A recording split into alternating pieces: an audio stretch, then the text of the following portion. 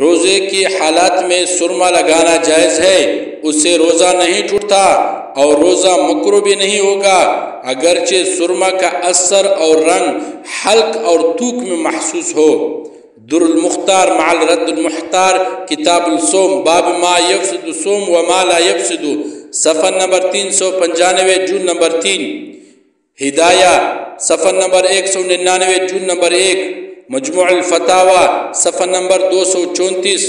تاتار خانیہ، صفحہ نمبر 379، جلد نمبر 3۔ فتاوی ہندیہ، صفحہ نمبر 199، جلد نمبر 1۔ ان کتابوں میں ہے کہ روزے کی حالات میں سرما لگانا جائز ہے، اس سے روزہ نہیں ٹوٹتا اور مکروہ بھی نہیں ہوگا۔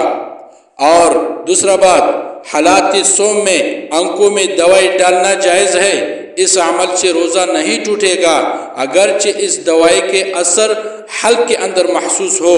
فتاوی حقانیہ، صفحہ نمبر 170، جلد نمبر 4۔ فتاوی ہندیہ، صفحہ نمبر 202، جلد نمبر 1۔ رد المحتار، صفحہ نمبر 395، جلد نمبر 2۔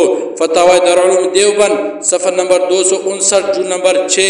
امداد الفتاوی، صفحہ نمبر 127، جلد نمبر 2۔ ان کتابوں میں ہے کہ حالات صوم میں آنکھوں میں دوائی ڈالنا جائز ہے، اس عمل سے روزہ نہیں ٹوٹے گا، اگرچہ اس دوائی کا اثر حلق کے اندر محسوس ہو۔ تو میرے بھائیوں، دو بات ہوئے، ایک یہ کہ روزے کے حالات میں سرما لگانا جائز ہے اور روزے کے حالات میں آنکھوں میں دوائی ڈالنا بھی جائز ہے۔